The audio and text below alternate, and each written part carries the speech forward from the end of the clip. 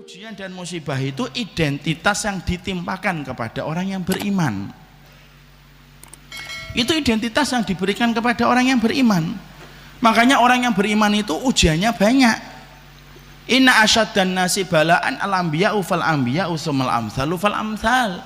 Orang yang paling keras ujian dalam hidupnya itu para nabi dan para nabi, dan orang-orang yang mengikuti para nabi. Kenapa? Ujian dan musibah itu identik dengan orang yang taat sama Allah, Pak. Emang orang kalau beriman itu ujiannya besar, Ustaz? Iya, semakin tinggi imannya semakin berat ujiannya. Tapi ingat, pertolongan Allah lebih besar daripada ujian yang Allah berikan. Makanya orang beriman walaupun ujiannya banyak, kenapa kok masih bisa tersenyum? Karena pertolongan Allah lebih besar daripada ujian yang dia dapatkan. Nah, itu cara memahaminya, jangan sampai salah. Sampai nanti ada yang nanya, emang orang beriman tuh ujiannya berat, Ustaz? Iya. Ya sudahlah, saya tidak usah beriman banget lah. Tidak beriman banget ya rugi. Makanya orang kalau tidak beriman, Pak, ujiannya ringan, Pak, tapi tidak ada pertolongan. Makanya walaupun ringan, sesek dadanya, makanya mati bunuh diri. Hanya gara-gara putus cinta mati bunuh diri.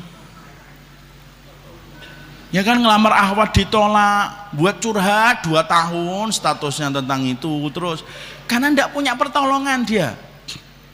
Tidak punya pertolongan itu. Makanya Bapak lihat itu, apa negara yang paling tinggi itu mati bunuh diri? Bukan di Palestina, bukan di Suriah. Padahal 2 negara itu paling layak untuk dijadikan alasan penduduknya untuk mati bunuh diri. Kenapa? Tingkat hidup sulit di sana, makan susah, kemudian diancam dengan serangan tiap waktu. Tapi malah mereka itu kemudian tidak ada yang mati bunuh diri, Pak. Mana yang paling banyak mati bunuh diri? Jepang sama Korea. Padahal Masya Allah ya, Jepang sama Korea itu sudah maju, Pak. Infrastrukturnya bagus. Loh, sampai kemudian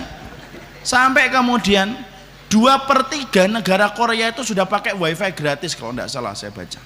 Bapak bisa bayangin, 2/3 penduduknya, wilayahnya itu sudah pakai wifi gratis. Kalau Bapak pakai wifi itu kan harus ke kafe dulu, mesen es teh, kemudian minta password. itu kemudian di Korea itu sampai setinggi itu, tapi mati bunuh dirinya tinggi, Pak. Kenapa? Karena mereka nggak beriman. Makanya kemudian dikit-dikit operasi plastik gitu lah. Makanya kok masih menjadikan Korea jadi kiblat dan trendsetter tuh yang dilihat itu apanya gitu loh. Mereka hidungnya bengkok dikit, operasi plastik, matanya kurang belok, operasi plastik, kulitnya hitam dikit, nangis, kemudian beli cat gitu ya, putih gitu. Kalau orang tidak beriman tuh kan gitu, Pak. Makanya iklan kita itu, Masya Allah, iklan kita itu diisi apa? Sampo sama pemutih, Pak. Itu sebenarnya iklan itu nyudutin kita, nuduh masyarakat Indonesia itu apa? Ketombean dan hitam-hitam. Kan gitu, Pak, iklan. Coba Bapak kalau lihat iklan di TV, bagi yang punya TV loh ya, sekali lihat iklan sampo, sekali lihat pemutih, pengen terlihat wajah 20 walaupun umur 60, nih pakai pemutih nih. Itu kayak gitu, Pak. Makanya orang yang beriman itu ujiannya berat, tapi pertolongan Allah lebih besar. Makanya orang beriman itu mendapatkan ujian dan musibah. Ya.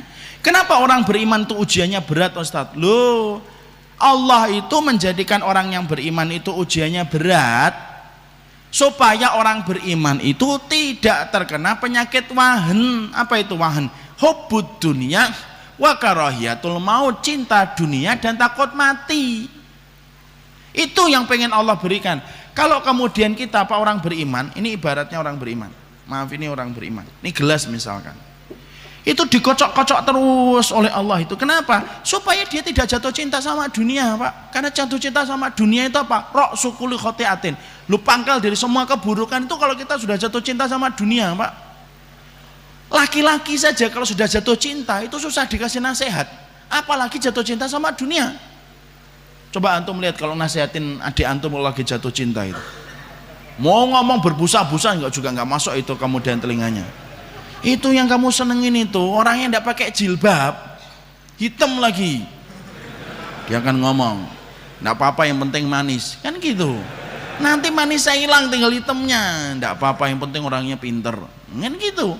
Kenapa? Ngasih nasihat orang itu ketika jatuh cinta itu susah, Pak. Lu jatuh cinta sama perempuan aja susah ngasih nasihat, apalagi orang yang jatuh cinta sama dunia.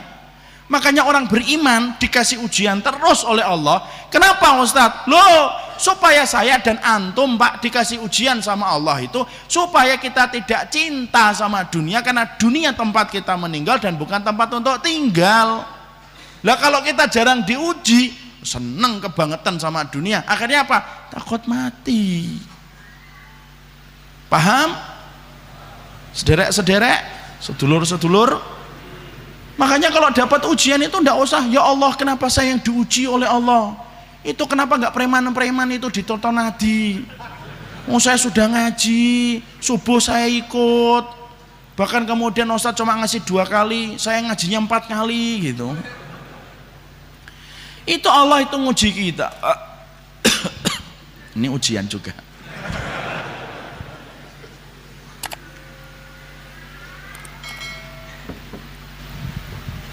Allah itu nguji kita kalau kita beriman itu supaya kita tidak jatuh cinta sama dunia.